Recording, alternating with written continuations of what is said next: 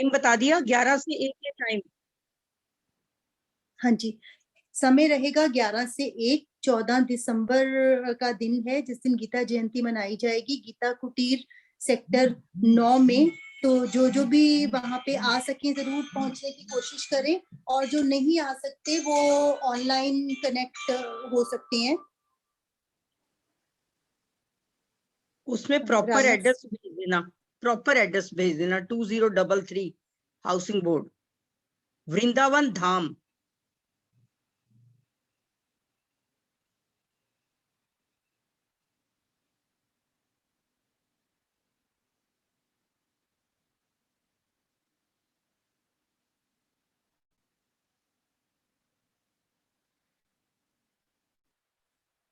Rana sir आप हैं क्या?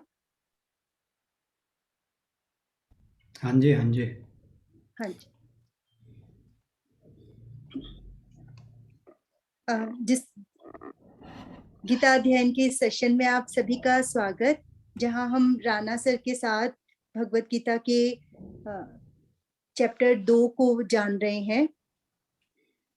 सुख दुख की बात चल रही है कि सुख के साथ दुख, मान के साथ अपमान, सर्दी गर्मी, इन सब को सहन करना कितना आवश्यक है और इनको सहन करने से हमें क्या प्राप्त होता है।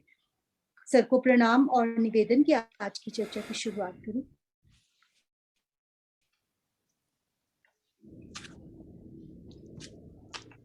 वसुदेव सुतं देवं कंस चाणूरमर्दनम् देवकी परमानंदं कृष्णं वंदे जगद्गुरुम्।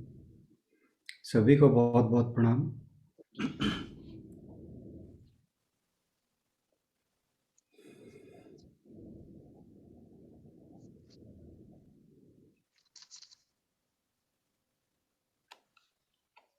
इससे पहले के श्लोक में जो आज हम करने जा रहे हैं, आज हम 16वां श्लोक करेंगे दूसरे अध्याय का।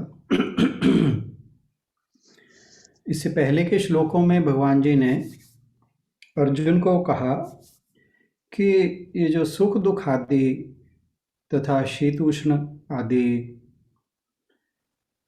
एक्सपीरियंसेस हैं, अनुभव हैं, कि इन्हें आगमा पाई जानकर, यानी उत्पन्न होने वाले और नाशवान, जो ऐसी चीज जिनका जो उत्पन्न होती है और फिर नष्ट हो जाती है, कि उनको आगमा पाई जानकर इन्हें सहना, तितिक्षा वर्ड यूज किया था कि इन्हें धैर्यपूर्वक सहना सीखिए। और इससे पहले उन्होंने कहा था कि जो लोग जीवित हैं या जो लोग मृत्यु को प्राप्त हो चुके हैं, ज्ञानी जन उनके लिए शोक नहीं करते,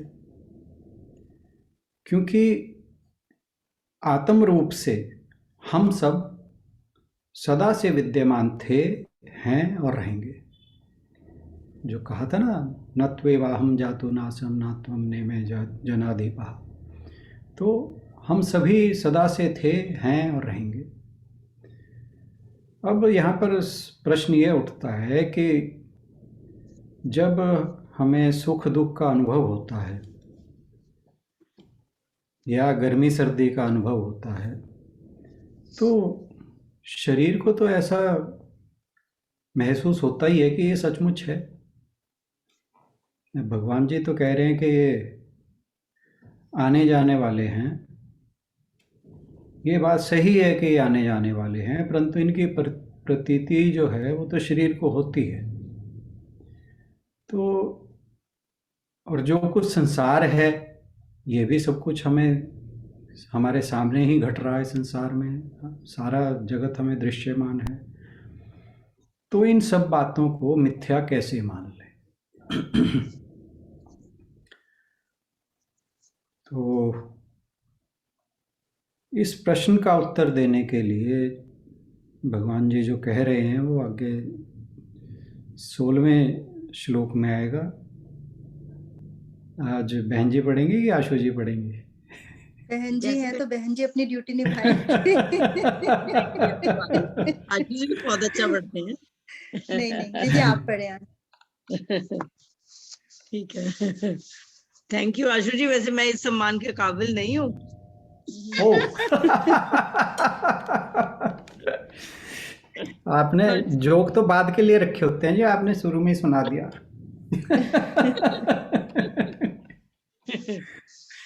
हाँ जी, आज का श्लोक है हमारा, न सतो विद्यते भावो न भावो विद्यते सतः उभयोरपि दृष्टोन्तस्। इस श्लोक में सेकंड लाइन में थोड़ा सा आपको दिक्कत होगी। उभयोरपि दृष्टोन्तस्, आधे स तक हमारा थर्ड पार्ट है। त्वनयो, आधे आधा स है आधा त है।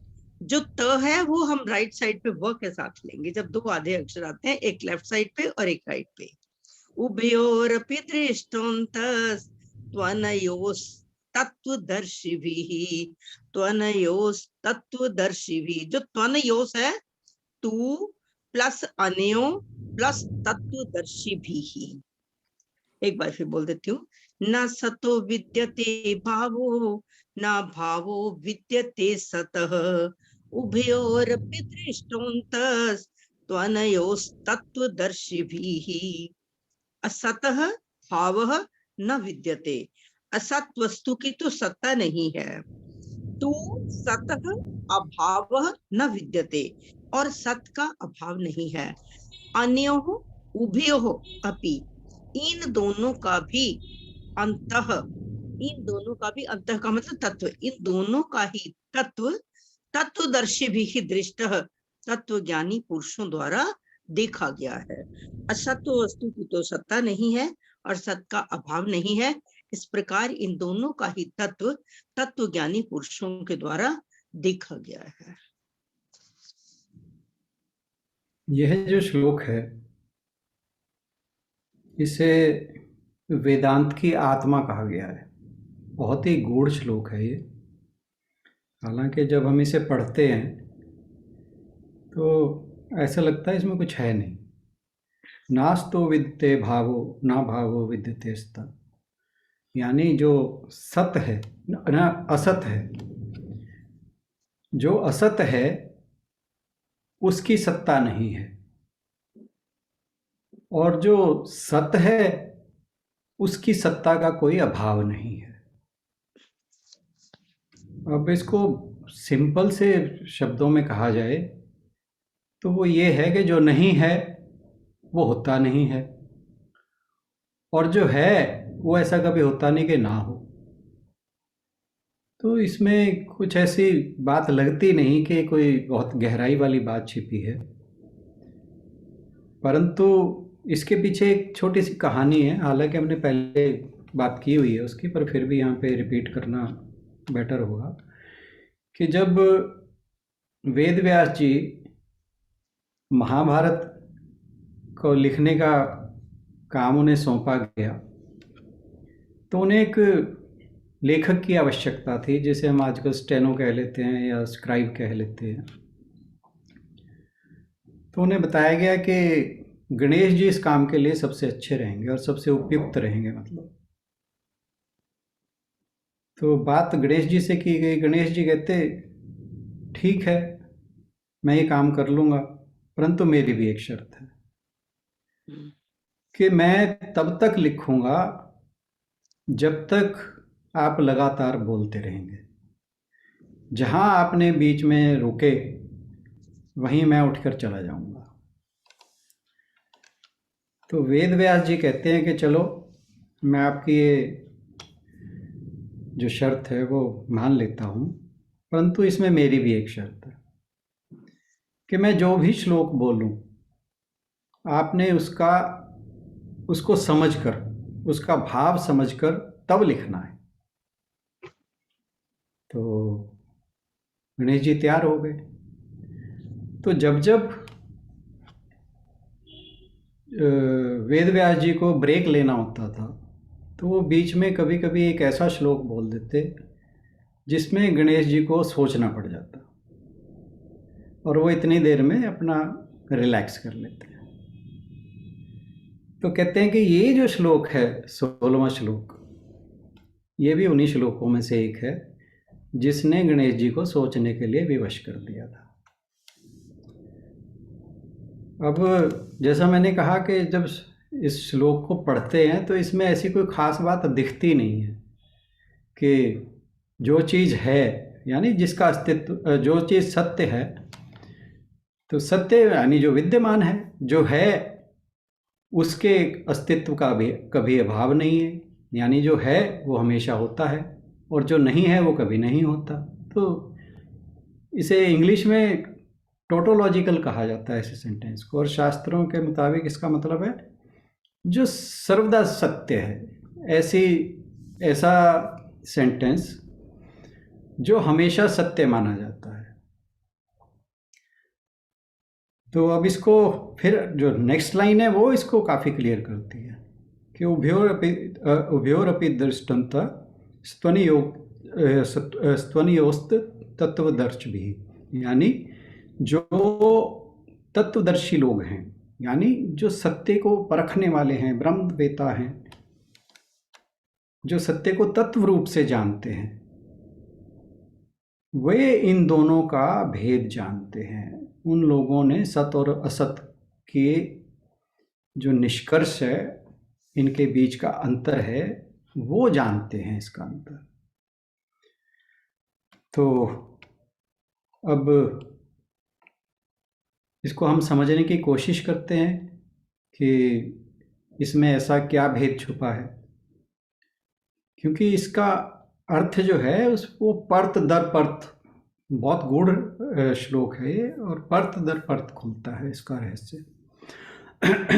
और यह श्लोक हमें यह समझने में सहायता करता है कि शाश्वत तत्व यानी आत्मा, या जिसे ब्रह्म कहा है, वह है क्या, और इसको हम अनुभव कैसे कर सकते हैं। हो सकता है कि अभी हमारे पास इसको समझने की, इसका ज्ञान प्राप्त करने की, इसको रियलाइज करने के हमारे अंदर अभी एबिलिटी ना हो, क्षमता ना हो, परंतु अगर हम प्रयास करें तो समझने में हमें सहायक है ये। अब बातचीत में ये बहुत आता है कि ये संसार जो है ये माया है। माया किसे कहा है? माया उसको कहते हैं जो हो नहीं परंतु प्रतीत हो, दिखाई दे। जगत के बारे में भी यही कहा जाता है कि ये जगत माया है, और आम भाषा में तो हर कोई कह देता है कि ये सब मोह माया है। तो अब ये संसार हमें प्रतीत होता है, परंतु संसार जो है, जो शास्त्रों में प्रमाण जिनके लिए दिए जाते हैं, उनसे सिद्ध नहीं होता, इसकी सत्ता सिद्ध नहीं होती। अब प्रश्न ये उठता है कि जो चीज़ सामने दिखाई दे रही है उसे सिद्ध करने की ज़रूरत क्या है? अब जैसे हमने शुरुआत में ही कहा था कि हमें सुख दुख हैं वो सरेआम महसूस होते हैं, हमारी बॉडी को गर्मी सर्दी महसूस होती है, संसार है ये दिखाई दे रहा है, तो इसके लिए प्रमाण की क्या जरूरत है? तो इसका सीधा सा उत्तर ये है कि जो कुछ हमें दिखाई दे रहा है वो दिखाई कैसे दे रहा है? वो दिखाई दे रहा है हमारी आँख के द्वारा। अब जब हम गहराई में जाएंगे तो पता लगेगा कि ये जो हमारे आँखें हैं, नेत्र हैं, ये भी असत ही हैं। तो अगर असत वस्तु किसी दूसरी वस्तु को सत कहे तो वो सत कैसे हो सकती है? आई होप कि मैं जो कह रहा हूँ आप लोग समझ पा रहे हैं। Is it? किसी का कोई प्रश्न हो तो साथ साथ ही क्लियर करते जाएंगे, अच्छा रहे। क्योंकि बहुत गहरी बातें हैं इस श्लोक में, और मैं कोशिश करूंगा इसे कल दोबारा एक बार फिर करेंगे, परंतु मेरे ख्याल स्टेप वाइज चलें तो ज़्यादा बेटर रहेगा। कि ये जग कैसे कह रहे हैं हम नेत्र को हम असत कैसे कह रहे हैं? हाँ, ये मैं पहले ही कह चुका हूँ कि इसको हम थोड़ी देर बाद समझेंगे। अगर यहाँ तक की बात समझ आ गई फिर हम नेत्र को असत वो भी प्रूव करेंगे। ठीक है, ठीक है। कि जगत हमें दिखाई दे रहा है, शरीर हमारा सुख दुख और गर्मी सर्दी को अनुभव कर रहा है, तो हम इसे झूठा कैसे मान लें? तो पहली काट जो इस बात की आई है वो ये है कि जो संसार हमें दिखाई देता है वो नेत्रों के द्वारा दिखाई देता है। हम कहते हैं कि संसार असत है, अब हमें अपने नेत्र सत प्रतीत होते हैं क्योंकि हमारे लिए रियल है ये। ऐसे तो वैसे दिखाई तो हमें जगत भी रियल ही दिखता है। अब अगर हम ये मान लें, अब मैथमेटिक्स के हिसाब से चल रहे हैं कि हम ये मान लेते हैं कि जो हमारे नेत्र हैं वे असत हैं, वे अनरियल हैं। अगर नेत्र अनरियल हैं तो जो किसी चीज को, किसी वस्तु को रियल साबित कर रहे हैं तो वो भी रियल नहीं होगी, क्योंकि नेत्र के कारण हमें लग रहा है कि ये संसार रियल है। तो हमने जब कहा कि नेत्र अनरियल हैं तो ये जगत अनरियल हो गया। तो इस स्टेटमेंट के साथ आप थोड़ी देर स्टे करिए, फिर हम नेक्स्ट बात पे आते हैं, फिर यहाँ क्लियर हो जाएगा कि ये कैसे कहा जा रहा है। Excuse me. तो जब भी ये नेत्र अनरियल हैं तो ऐसे ही संसार जो है वो अनरियल हो गया। अब जैसे हम कहते हैं कि उसका जो मुख है वो चांद जैसा है, तो अब मुख चांद जैसा कह देते हैं पर होता तो नहीं ना, तो वो इसलिए अनरियल है बात। और जो चीज सामने दिखाई दे जरूरी नहीं कि वह सत ही होगी। उसका एग्जाम्पल क्या है कि जैसे हम रेगिस्तान में जा रहे हैं और वहाँ रेत के अंदर दूर से हमें पानी की प्रतीति होती है। अब आँखों को पानी तो दिख रहा है, तो आँखों के लिए बिल्कुल रियल है, पर यह भी अनुभव का विषय है कि जब उसके पास जाते हैं वो गायब हो जाता है, तो यानी वो अनरियल है। तो इसी तरह ये जो जगत है, ये संसार है, ये अनरियल है और इसे शास्त्रों में ऐसे अनरियल चीज को कहा गया मिथ्या। जैसे शंकराचार्य जी ने कहा था ब्रह्म सत्यम जगत मिथ्या।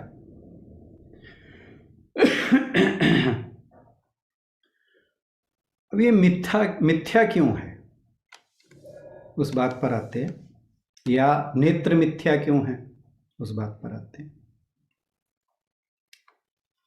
आप एक एग्जाम्पल लेते हैं, क्योंकि ये श्लोक जो है वो एग्जाम्पलों द्वारा ही समझ आएगा। और इस श्लोक के बारे में, या ये जो 5-6 श्लोक हैं ना जो सांख्य या ज्ञान योग के बारे में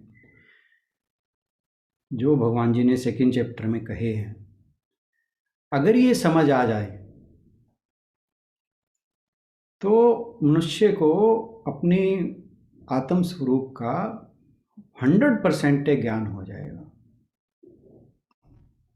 नहीं तो फिर बाकी 16 चैप्टर और हैं ही हैं समझने के लिए, परंतु हमें कोशिश ये करनी चाहिए कि यहीं पे ही समझ आ जाए तो ज़्यादा अच्छा है। तो प्रयास हमारा यही रहेगा कि नहीं यहीं पर ही समझें। अब एक एग्जाम्पल लेते हैं, गर्म पानी ले।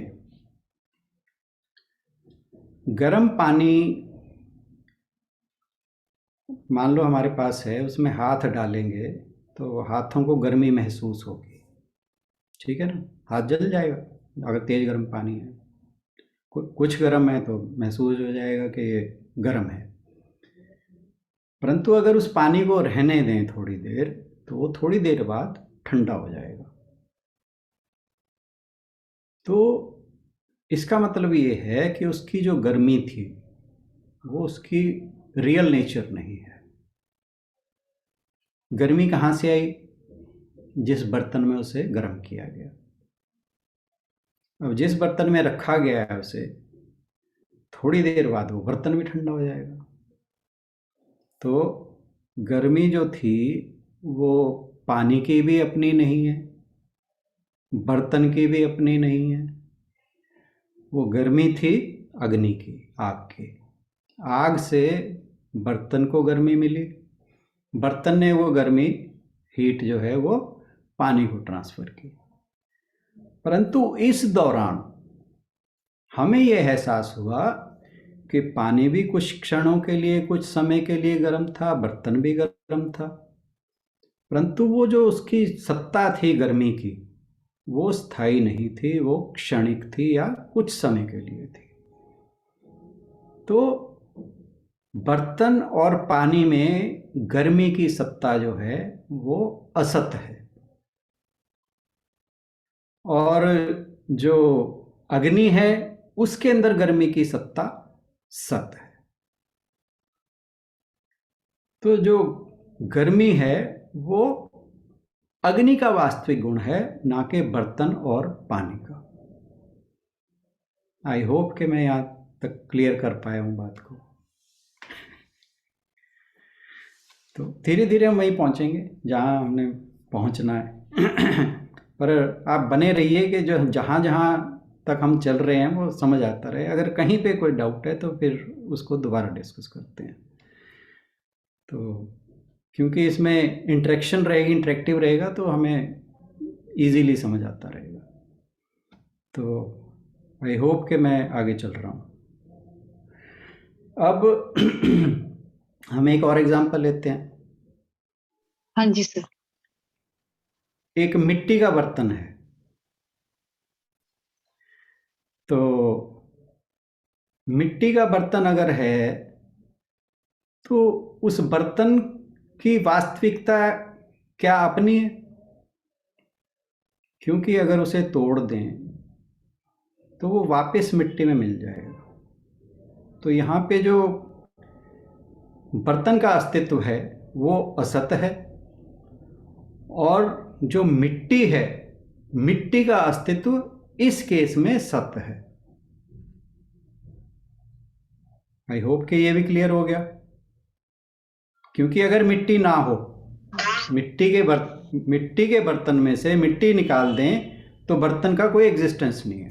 ठीक है ना?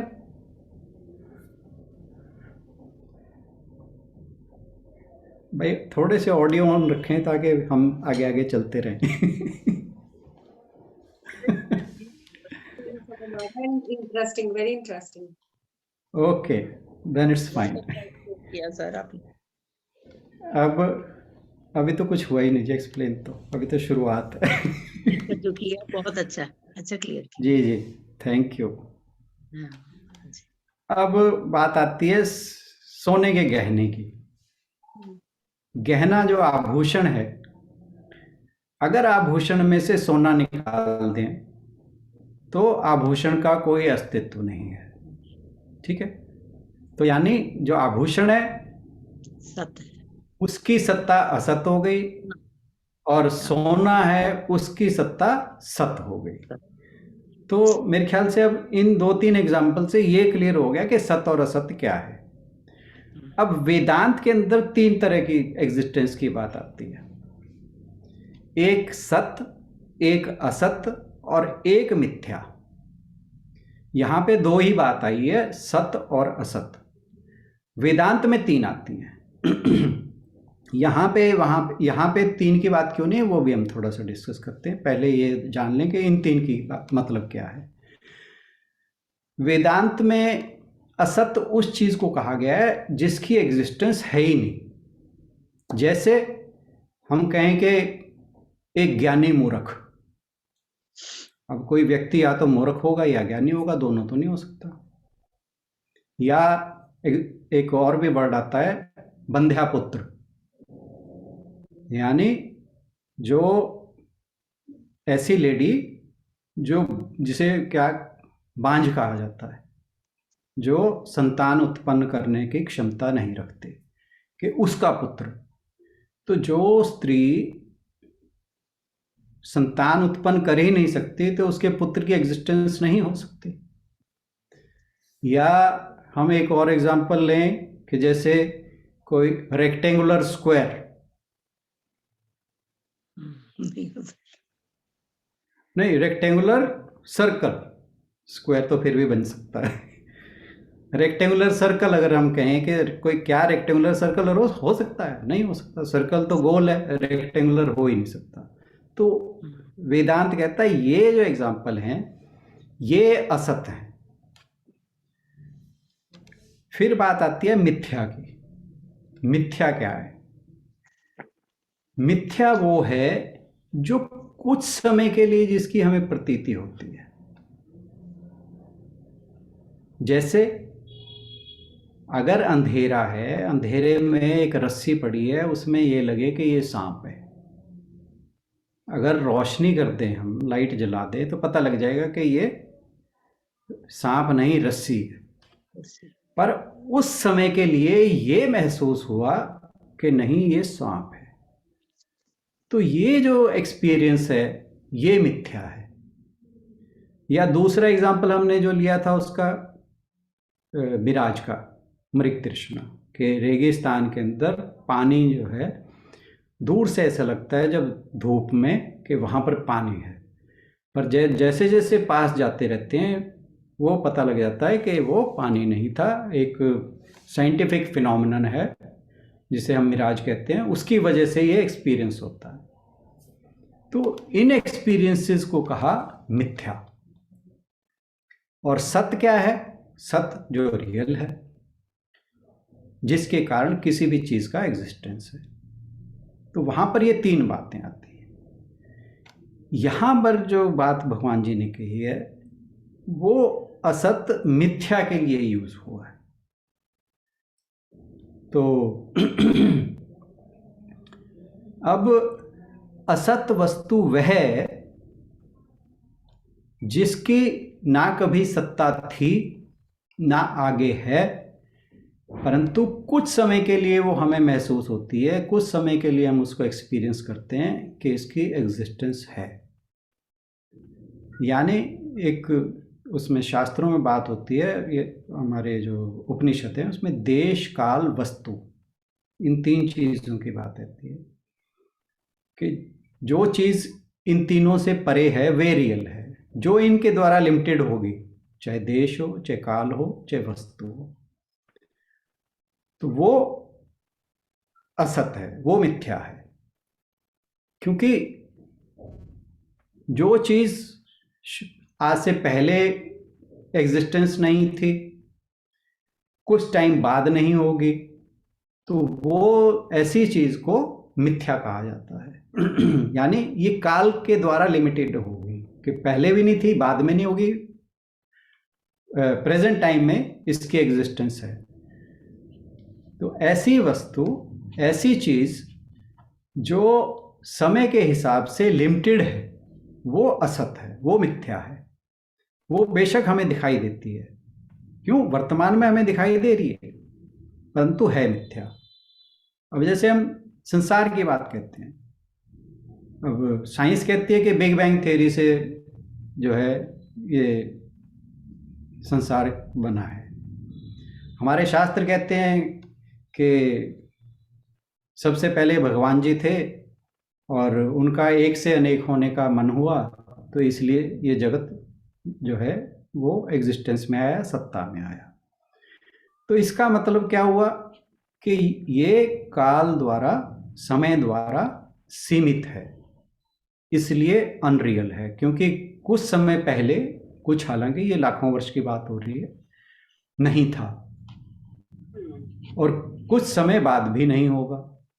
कितने समय बाद नहीं होगा ये भगवान जी को पता है। तो इस समय ये हमें भासित हो रहा है, दिखाई दे रहा है, परंतु क्योंकि काल द्वारा सीमित है इसलिए ये मिथ्या है।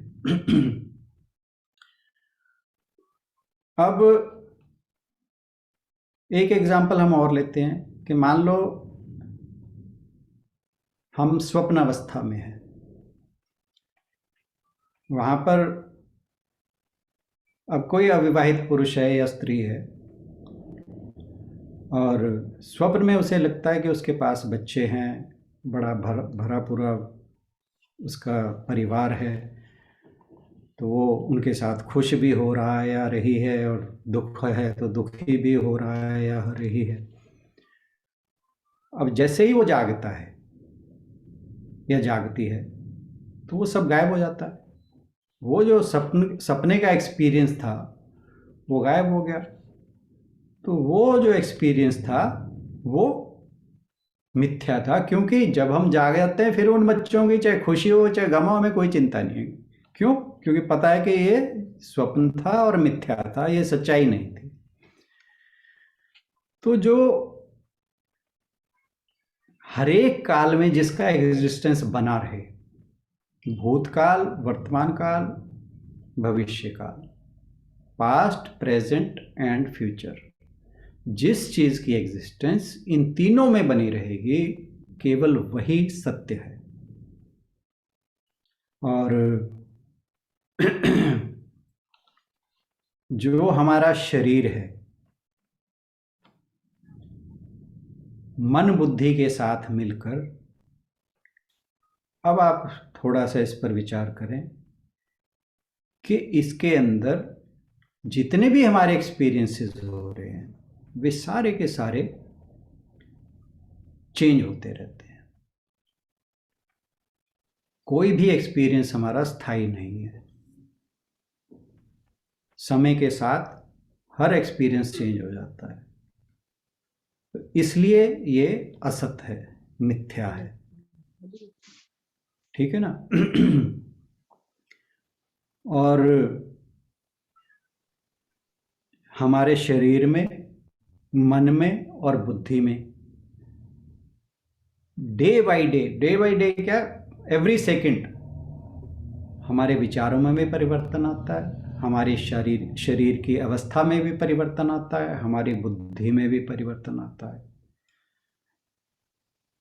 एक अवस्था का नाश हो जाता है, दूसरी पैदा हो जाती है, जो भगवान जी ने पिछले श्लोक में आगमापायनो कहा था।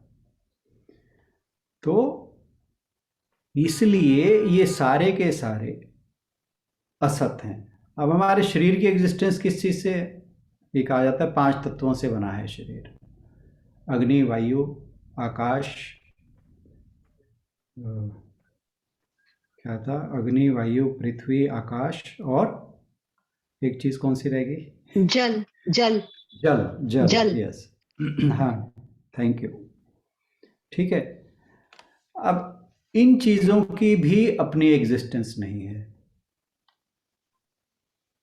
क्योंकि ये सब कहा जाता है कि every matter is part of type of energy. तो इनकी अपनी एग्जिस्टेंस नहीं है। जो चीजें इससे बनी है तो उसकी एग्जिस्टेंस कैसे हो सकती है?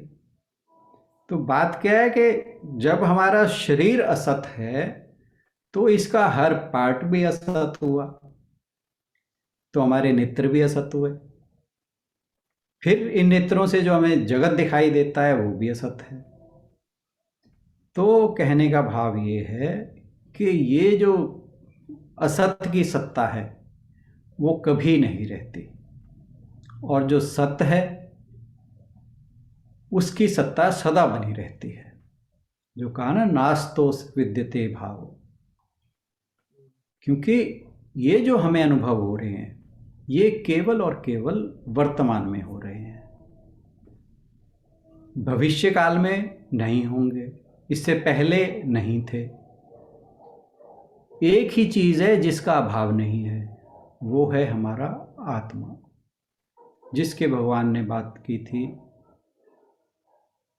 14वें श्लोक में की थी ना मेरे ख्याल, न त्वे वाहम जातो नासम। ठीक है ना? कि ऐसा कभी नहीं था कि जब हम नहीं थे, और ऐसा कभी नहीं होगा जब हम नहीं होंगे। तो हमारी जो आत्मा की सत्ता है वह लगातार बनी रहती है, और वही सत्य है। इसके अलावा जितनी भी चीजें परिवर्तनशील हैं, जो आती जाती रहती हैं, वे सब असत्य हैं। और फिर अगली लाइन में कहा कि जो तत्वदर्शी पुरुष हैं जो ब्रह्मवेता हैं, ज्ञानी हैं, वे असत आत्मा और अनात्मा, अनात्मा क्या है? शरीर, मन और बुद्धि का कॉम्बिनेशन, उसे अनात्मा कहा है, क्योंकि वो आत्मा से अलग है, इसलिए उसे अनात्मा कहा। वे इन दोनों को डिफरेंशिएट कर पाते हैं, वो इनको तत्व रूप से जानते हैं। और ये जब आत्मा और अनात्मा ये जब मिल जाते हैं, इसी से ये जो दृश्यमान जगत है उसकी एग्जिस्टेंस तब प्रूव नहीं होती, मतलब अपीयर होती है। यानी जब आत्मा मन, बुद्धि और शरीर के साथ मिलती है, उसके साथ इसका संयोग होता है, तब हमें संसार जो है वो दृश्यमान लगता है। क्योंकि अगर आत्मा का पार्ट, अगर हमारे नेत्र रियल होते, तो जब उसमें से जीवात्मा निकल जाती है तब भी उसे जगत दिखाई देना चाहिए था। आई होप बहन जी बैठी हैं। हाँ जी, सुनीता बहन जी, उनका क्वेश्चन था ना ये। अच्छा, डॉक्टर सुनीता, समझ गया। अब क्लियर? जी जी क्लियर हो जी गया। जी। हाँ जी। तो जब ये हमारी जीवात्मा शरीर के साथ जुड़ती है, या हमारी आत्मा मन, बुद्धि और शरीर के साथ जुड़ती है, तब ये जगत हमें प्रतीत होता है। अगर इसकी अपनी सत्ता होती, आत्मा से अलग इसकी अपनी सत्ता होती, तो फिर हम कह सकते थे कि ये संसार और ये सारे अनुभव रियल हैं, क्योंकि इनकी अपनी एग्जिस्टेंस, ओन एग्जिस्टेंस जिसे हम कहते हैं, they don't have their own existence. तो इस कारण ये इनका भी एग्जिस्टेंस मिथ्या है और जगत का एग्जिस्टेंस भी मिथ्या है। और जो व्यक्ति यह जान जाता है वही ज्ञानी है, उसे ही अपने ब्रह्म स्वरूप का, आत्मा का पता लग जाता है। और ज्ञानी पुरुष या तत्ववेदी जिसे हम कहते हैं, तत्वदर्शी जिसे कहते हैं, वो कैसे जान सकते हैं इस बात का? तो उसका ये है उत्तर कि हमारी जो बुद्धि है वो भी दो प्रकार की है, एक तो सद्बुद्धि, एक असद्बुद्धि। जो बुद्धि एक समान रहे उसे सद्बुद्धि कहा जाता है,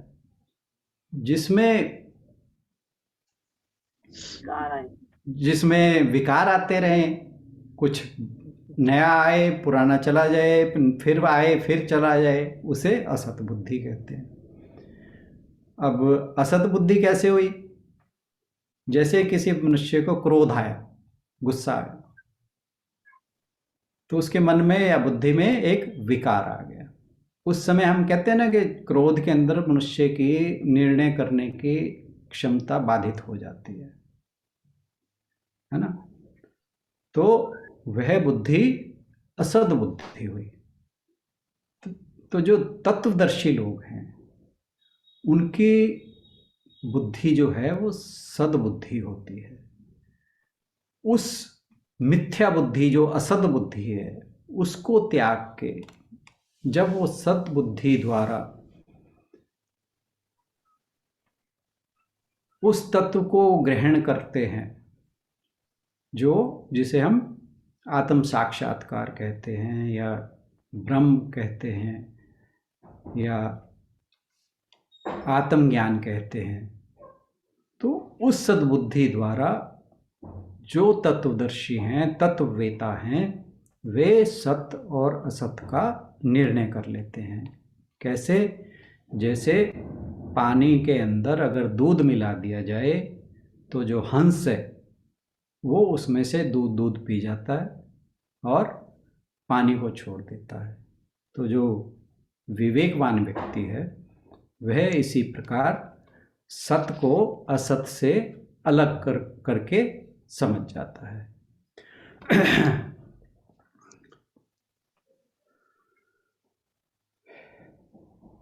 आज के लिए इतना ही। Thank you so much. कुछ अगर इसमें क्लियर नहीं होगा या कुछ प्रश्न रहेंगे, कुछ शंकाएं रहेंगे, तो हम इसको कल फिर डिस्कस करेंगे, क्योंकि बहुत ही इम्पोर्टेंट श्लोक है, बहुत ही गूढ़ रहस्य इस श्लोक के अंदर भरे हुए हैं, और आने वाले अगले 4-5 श्लोक भी ऐसे हैं जो हमें आत्मज्ञान की ओर लेके चलते हैं, और अगर हम वाकई उन्हें समझ जाएंगे तो हमें अपनी आत्मा का ज्ञान वाकई हो जाएगा। Let us hope so. Thank you so much.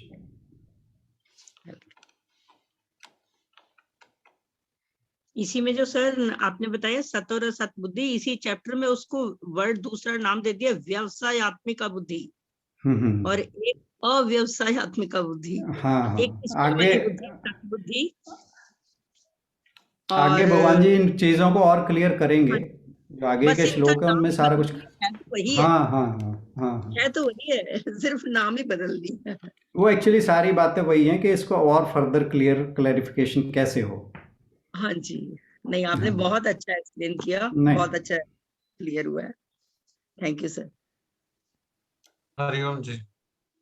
Hariom. नमस्कार जी। नमस्कार। आपने एक बहुत बढ़िया एग्जांपल दिया कि अगर कमरे में लाइट नहीं है तो सांप भी, रस्सी भी सांप नजर आएगी, और जब लाइट जला दी तो सांप गायब हो जाएगा, रस्सी रह जाएगी। इसी के साथ ही एक और है कि अगर आपको नहीं मालूम कि ये सांप है, काट खाएगा, तो आप उसको रस्सी की तरह ही इस्तेमाल करते रहेंगे या उसको रस्सी ही समझते रहेंगे। जैसे एक बच्चा कभी देखते हैं कि वो सांप के साथ खेली जा रहा है और उसको पता नहीं है कि इससे नुकसान होगा, तो एग्जैक्टली इसी तरीके से जब तक हमको ज्ञान नहीं है तब तक सब कुछ सांप भी है, वो भी रस्सी नजर आता है, और जब ज्ञान हो जाता है तब पता लगता है कि ये सांप है और ये रस्सी है। तो जितना ही जरूरी प्रकाश का होना है उतना ही जरूरी अपने को ज्ञान को होना भी है। बिल्कुल बिल्कुल बिल्कुल। और ये तो आप बच्चे की बात कर रहे हो, तुलसीदास जी तो देखो ना, उनकी मानसिक स्थिति क्या थी कि वो उसको सांप को रस्सी समझ के अपनी पत्नी के जो ऊपर चौबारा था उसमें चढ़ गए थे वो। वहां चढ़ गए थे। बच्चे की तो बच्चे की बात है।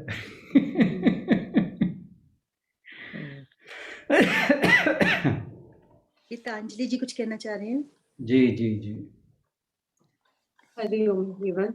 सर आज का सेशन बहुत ही इंटरेस्टिंग था, और कुछ चीजें जो मैंने क्रैक की है ना, वो मुझे इतना मतलब अच्छा लग रहा था ये देखे कि लाइफ एक मूवी की तरह है जिसमें आपको भिन्न भिन्न तरह के रोल दिए गए हैं प्ले करने के लिए। तो अपना पार्ट बेस्ट तरीके से आपको प्ले करना है। बिल्कुल और इसमें मुझे ऐसा भी लगता है कि आपका अपना जो पर्सनल नेचर है, आई मीन जिस तरह से भगवान ने आपको बनाकर भेजा है, अगर आप कुछ उससे अलग या दूसरों को देखकर अपने आप को बदलने की कोशिश करते हो तो वो भी सही नहीं है। अब जैसे इसी लेसन में जैसे हम देख रहे हैं कि अर्जुन को लेसन दिया जा रहा है कि उसे उठकर अपने धर्म को पहचानना है और उसको फाइट कर, तो वो जो उसका सत्य रूप है वो तो योद्धा का है, जो वो नहीं कर रहा है। ऐसे ही जैसे मुझे ऐसा लगता है कि जैसे एक बिच्छू है, तो उसका जो सत्य रूप है, क्या वो डंक मारना है? मतलब मुझे आप ये क्लियर करो थोड़ा सा कि जिस तरह का हमें नेचर भगवान ने दिया है, क्या वो सत्य है? नहीं, जो हमें नेचर मिली है वो तो हमें अपने जो पूर्व जन्म के संस्कार हैं उनके द्वारा मिली है, वो हमारी रियल नेचर नहीं। रियल नेचर नहीं है। तो रियल नेचर मीन्स कि रियल जो नेचर तो हमारे ब्रह्म का या रियलाइजेशन के बाद ही एग्जैक्टली। हमें पता चलता है ना? वो ब्रह्म जो है बिल्कुल। वो सत्य है, उसके अलावा हर बाकी चीज जो जिस परिवर्तनशील है वो मिथ्या है, बिल्कुल वो मिथ्या बिल्कुल है। बिल्कुल बिल्कुल तो ये जिस तरह मतलब एक पिक्चर चलती है, सो वैसे ही एग्जैक्टली। चल रहा है मुझे लगता है। हाँ, तो स्क्रीन जो है वो सत्य है, बाकी सब कुछ उसके ऊपर जो आ जा रहा है वो संसार है। जी जी बिल्कुल बिल्कुल। Thank you.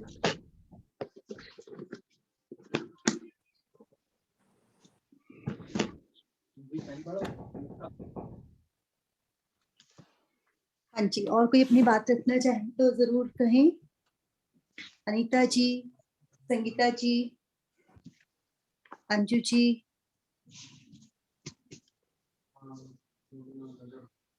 ये तो रेगुलर कंट्रीब्यूटर हैं, किसी नए को भी बोलना चाहिए किसी को। नहीं, हम कहते तो सभी को हैं। और आज बड़ा अच्छा लग रहा है देखकर कि लगभग काफी लोगों ने ज्वाइन किया हुआ है और बहुत ही अच्छा लग रहा है आप सबके आने पर। Thank you everyone. हाँ जी, हम दोबारा मतलब पहुंचेंगे। पहले 55 तक मेंबर्स थे, हम दोबारा पहुंचेंगे। बिल्कुल बिल्कुल। मतलब इतना गहरा ज्ञान सर ने इतने अच्छे से समझाया, मतलब लिप लॉक हो जाते हैं बिल्कुल हम। Thank you. बहुत इतने अच्छे से समझाया। मैं तो सिर्फ माध्यम हूँ, ट्राई करता हूँ, और ये कहो कि आपके माध्यम से मैं जानने की कोशिश करता हूँ। मैं आपको बताता नहीं, मैं खुद जानने की कोशिश करता हूँ, टू बी वेरी फ्रैंक। खुद तो सुनने की बात नहीं है, सिर्फ सुनने की बात नहीं है, बहुत गहरा उतरना है अभी इसको। बिल्कुल बिल्कुल। हम सारे मैं तो अपनी बात कहूँगा, अभी तो हम जो सत्य का सागर है उसके किनारे खड़े होकर देख ही रहे हैं। अभी देखते हैं कब गोता लगाएंगे। गोता भी साथ साथ लग रहा है। चलिए, गोता भी लग रहा है साथ साथ। तथास्तु। भगवान करे ऐसा ही हो। संगीता जी कुछ कहना चाह रहे हैं? मैं तो रेगुलर कंट्रीब्यूटर हूँ, मैं औरों को मौका देता मैं ये कहना चाह रही कि जो मतलब ज्ञानी लोग हैं या जो साधक है, उसकी सारी साधना ही इसी बात को लेकर है कि जो है उसको स्वीकार करे और जो नहीं है उसको अस्वीकार करे। तो ये सारी यात्रा इसी चीज को लेके ही होती है। लेकिन असत मतलब जैसे अगर हमारे सपोज हम कहते हैं हमारी शरीर जो है वो असत है, इसमें कोई शक नहीं है, पर फिर भी असत के महत्व को मैं तो नकारना नहीं चाहूंगी, क्योंकि इस असत शरीर के माध्यम से ही हम सत्य का ज्ञान हासिल करते हैं। बिल्कुल। तो मेरे लिए तो असत भी, अगर ये असत ही इसको नाम देना है या इसको मिथ्या ही नाम देना है, तो भी अगर ये बना है, मतलब भगवान का ही मन किया कि मैं बोर हो रहा हूँ तो मैं एक से अनेक हो जाऊं, तो भले ही उसकी लीला भी क्यों ना हो, तो भी उसका आदर मैं करती हूँ, मैं करना चाहूंगी, क्योंकि इस असत सो कॉल्ड मीनिंग असत के माध्यम से, जैसे हम कान है, अगर मान हम कहते हैं जी हमारे कान या शरीर का हिस्सा कान है, ये कान खराब हो जाए और ये असत है, तो इस खराब हो जाएंगे जब ये असत खराब हो जाएगा, तो इसके माध्यम से जो सत्य का ज्ञान हम सुन रहे हैं वो सुनना बंद हो जाएगा। बिल्कुल सुनेंगे, सुनना पहली, श्रवण, फिर मनन, फिर निधि ध्यासन। तो जब श्रवण ही नहीं होगा तो फिर मनन कहाँ से होगा, फिर निधि ध्यासन कहाँ से होगा। दूसरा, सोने का आपने एग्जाम्पल दिया, मिट्टी का आपने एग्जाम्पल दिया, तो जैसे मान ले सोना भी एक्टर है, मिट्टी भी एक्टर है, और ये संसार जो है ये एक फिल्म है और आत्मा एक पर्दा है, तो वहां पे अगर मिला के मिट्टी का ढेर लगा दें, सोने का ढेर लगा दें, एक्टर खड़े हो जाए आके सीधा, तो फिर क्या देखेंगे हम? तो मतलब भले ही वो पिक्चर, हाँ ये बात जानना, मुझे ये समझ में आ रहा है कि असत सत, ये दोनों बातें तत्व ज्ञानियों को पता चल जाती है, और उसी को पता करना ही हमारा शायद उद्देश्य है। लेकिन ये दोनों को करना हमारा उद्देश्य है, उसको नकारना। हाँ, ये कहीं बात नहीं आई कि आप इसको नकारो। द ओनली पॉइंट इज कि you have to know the difference, you have to differentiate the two, कि आपको पता होना चाहिए कि ये मिथ्या है। ये नहीं कहा कि भाई मिथ्या है तो इसलिए छोड़ के भाग जाओ इसको, इसकी एग्जिस्टेंस को स्वीकार ही ना करो, हालांकि नॉन एग्जिस्टेंट है, पर ये कहीं नहीं कहा भाई तुम शरीर को त्याग दो, संसार को त्याग दो, ये तो कहीं नहीं आई बात। ये कि हमें इनका डिफरेंशिएशन पता होना चाहिए कि हम इस बात, क्योंकि जब तक हमें यही नहीं पता होगा कि रियल क्या है अनरियल क्या है, अब जो हमारा बार बार जन्म और मृत्यु है वो किस लिए है कि हम रियल को नहीं जान पा रहे, हम जो अनरियल है उसी के साथ ही अटैच्ड रहते हैं हर टाइम। वही है तो स्वीकारना, नहीं है नहीं को अस्वीकार करना। ये जब खत्म हो जाएगा तो ये चक्र भी खत्म हो जाएगा। हाँ, तो फिर बात वही है कि जैसे अब जब हम बात करते हैं कि सुख दुख की बात करते हैं और ये कहते हैं कि एक मानसिक अवस्था है, अगर हम उस सुख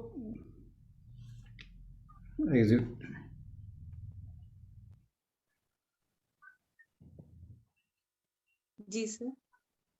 सर का वो ईयर 1+ किया नीचे।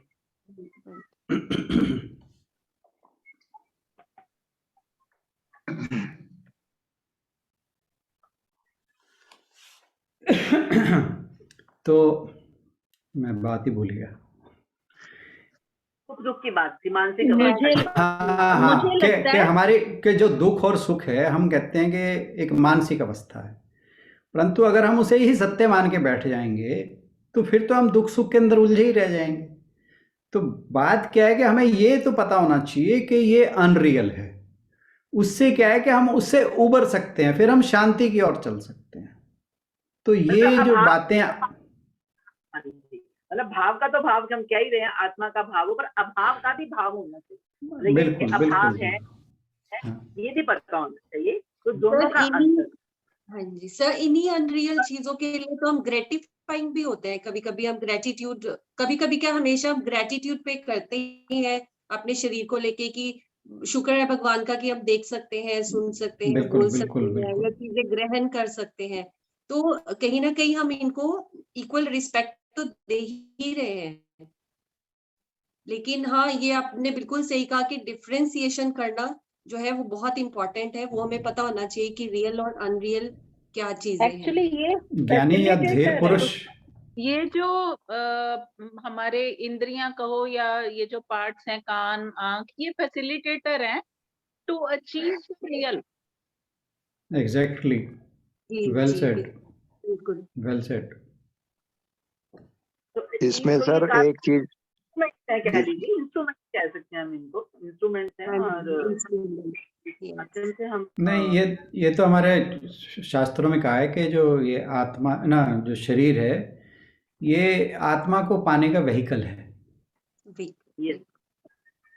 तो अब ये व्हीकल में चाहे इस व्हीकल में या हैंडल ना हो या सीट ना हो या पहिया ना हो, तो फिर वहां तक पहुंचने का रास्ता तो गड़बड़ है ना। बिल्कुल। Yes yes yes. तो बेसिकली तो हम ये बात कर रहे हैं कि अटैचमेंट नहीं होना चाहिए जो परिवर्तनशीलता है उसके साथ।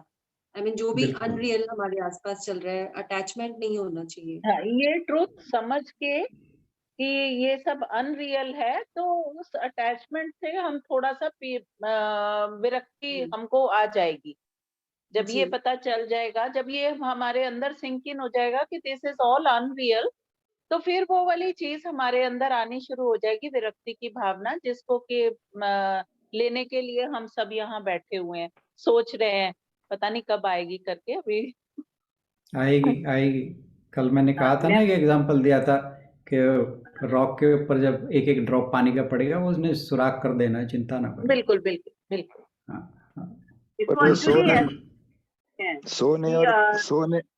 सोने और मिट्टी का अपना अपना रोल है सर। अब सोने में अगर कोई बीज डालो तो वो पौधा तो उग नहीं सकता ना उसमें, वो तो पौधा तो बीज डालने से मिट्टी में ही उगेगा। बिल्कुल नहीं, बात सोने और मिट्टी के कंपैरिजन की नहीं की थी, बात ये की थी कि उसके मूल में सोना है और उसके मूल में मिट्टी है, बस ये बात थी असल में। नहीं, बात जैसे कोई एक्टर है, एक्टिंग कर रहा है किसी भी नाटक में या कुछ भी है, तो वैसे ही हम आए हैं। पर जो एक्टर है वो कम से कम अपने पूरा वेशभूषा को तो ठीक रखेगा ना, सब कुछ करेगा। तो वैसे ही हमें अपनी बॉडी का तो ध्यान रखना ही है साथ में, पर ये ध्यान में रखना है कि बस हम यहाँ पे अपना पार्ट प्ले करने के लिए आए हैं, अपना रोल प्ले करना है, पर अपना खुद का सब कुछ उस हिसाब से चलेगा। मेरे हिसाब से तो यही है। हाँ जी सर। बिल्कुल बिल्कुल बिल्कुल। हर यहाँ हमें मैं देख रहा हूँ कि ज्ञान जो है आता जा रहा है सब में। नहीं, रोल प्ले कर, यही हमारा उद्देश्य है, यही हमारा उद्देश्य है। पर हर वक्त ध्यान नहीं रहता सर। बात ये है कि इस ज्ञान को हमने अपनी लाइफ में इम्प्लीमेंट करना है। हर वक्त ये चीज याद नहीं रहती, हाँ, याद रहे जब तो ये अलग हो इम्प्लीमेंट जाएगा। होना शुरू हो जाएगा ना, बस फिर वो आत्मज्ञान, आत्म साक्षात्कार, सेल्फ रियलाइजेशन, वो सब होना शुरू हो जाएगा। सर जब हम शुक्राना भाव में रहते हैं तो ये जो सब हम इंद्रियों की इस वक्त बात कर रहे हैं, तो ये जो शुक्राने में आने से एकदम से सब रियलाइजेशन होनी शुरू हो जाती है। भावना, जैसे आप कह रहे थे ना उस दिन, कि अंदर का भाव प्रकट करें, अपने भाव से जुड़े, और शुक्राना भाव से सारा कुछ अपने आप इम्प्लीमेंट, अपने आप ही होना शुरू हो जाता है। इतनी हाँ जी। मतलब हम प्रेम में जब जुड़ जाते हैं तो सब कुछ अलग हो जाता है। ये वो कोई अलग एक्चुअली थोड़ा सा मैं आपको फर्क बता दूं कि यहाँ पर जो हम बात कर रहे हैं वो बात हो रही है ज्ञान की, सांख्य दर्शन की। जो आप बात कर रहे हो उसमें कोई कमी वाली बात नहीं है, वो भक्ति की बात है, समर्पण की बात है, भगवान के शरणागत होने की बात है। तो जैसे हम कहते हैं ना कि वहाँ पहुँचने के रास्ते बहुत हैं, तो ये जो ग्रेटिट्यूड का, भगवान का शुक्राना करने का एक रास्ता ये भी है। परंतु हर रास्ते में अंत में जाके ये सारे के सारे तीनों रास्ते, कर्मयोग, ज्ञान योग और भक्ति योग, ये सारे जाके मर्ज हो जाते हैं। तो आप जो कह रहे हैं उसमें कोई कुछ भी गलत नहीं है, बिल्कुल सही कहा आपने। अपना अपना भाव है, आप किस आप वो डिपेंड करता है। हम ये बात पहले भी कर चुके हैं, हर व्यक्ति के अंदर किसी में कर्म की प्रधानता है, किसी में ज्ञान की प्रधानता है, किसी में भक्ति की प्रधानता है। तो जिसमें जो प्रधानता है वो उसी हिसाब से प्रभु को देखता है, अपनी आत्मा को देखता है, अपने शरीर को देखता है, अपने जगत को देखता है। जब हम प्रभु के प्रति समर्पित हो जाते हैं, उसके शरणागत हो जाते हैं, फिर हम ये संसार, हमारा शरीर, मन, बुद्धि, इनसे हम बिल्कुल अलग हो जाते हैं। हमारा ईगो खत्म हो जाती है, ठीक है ना। तो आपने जो कहा कुछ गलत नहीं कहा, पर जो आज का टॉपिक है उससे थोड़ा इतर था, ये उससे थोड़ा अलग था, बस ये कहना चाह रहा हूँ। आपकी बात में कोई कमी नहीं है। जी सर। जी, थैंक यू।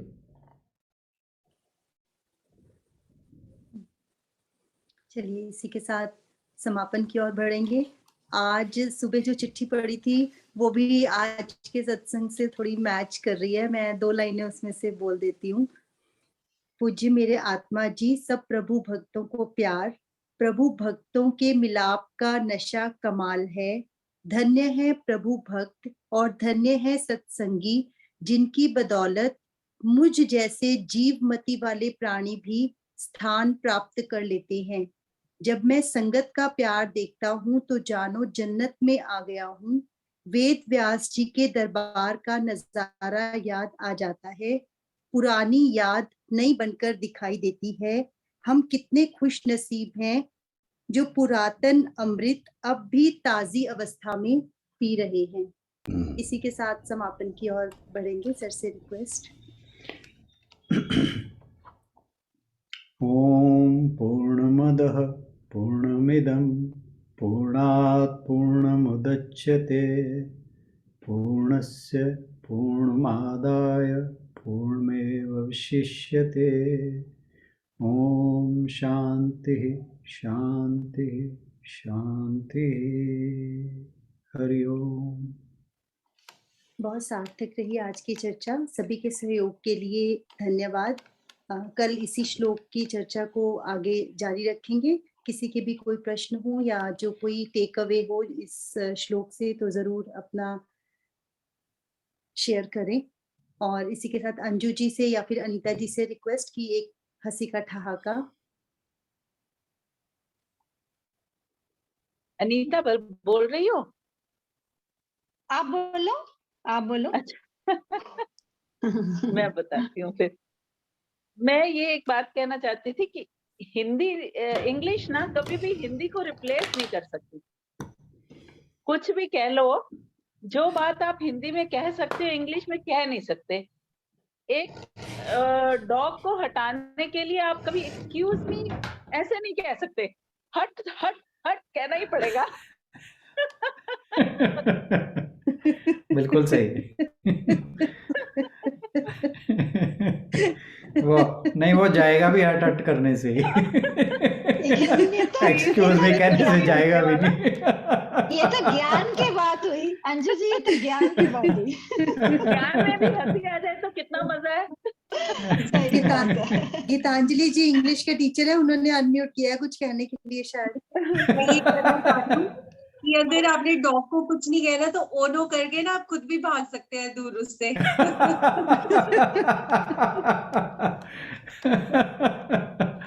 बिल्कुल।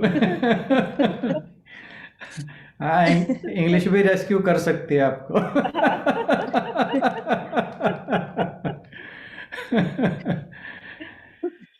जब भागते चलिए हैं ना जी। तो पीछे डॉग साथ भागता है।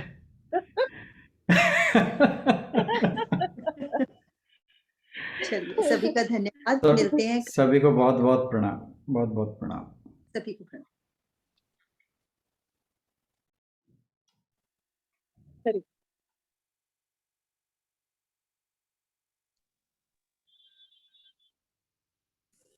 हरे कृष्णा आशु आंटी, हरे कृष्णा गुलशन, हरे कृष्णा आशु आंटी, हरे कृष्णा गुलशन आंटी, हरे कृष्णा हरे कृष्णा। कैसे हो गुलशन दीदी? गुलशन आंटी, गुलशन जी क्या हाल चाल है आपके? हरे कृष्णा गुलशन आंटी, गुड इवनिंग आशु मैम। चल रहा है अभी, तो देखते हैं अब क्या होगा। अभी तो गुलशन जी क्या बात है? अभी टेस्ट चल रहे हैं, देखो थर्सडे को। आशु आंटी नहीं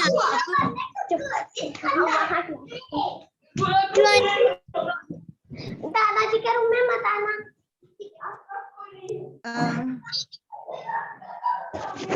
मैं रिकॉर्डिंग ऑफ करवा रही हूँ, तब तक स्टार्ट कर दें अगला और 17वां अध्याय पढ़ लेते हैं पहले एक बार।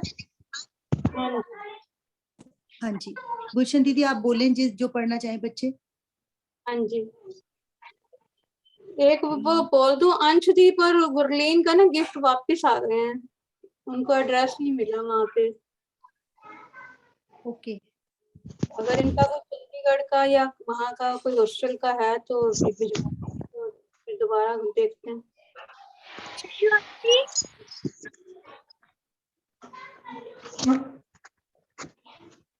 हाँ जी, चलो हाँ बेटा। एक वर्ड दिया था उसके बारे में जानना था और एग्जांपल देने थे, तो वो मैं ना भूल गई। किसके बारे में बेटा? वर्ड के बारे में। वो अलग अलग बच्चों को अलग अलग वर्ड्स दिए थे ना, तो उसमें से मेरे को तब दिया था। इंग्लिश की बात कर रहे हो? नहीं, इंग्लिश का बात है?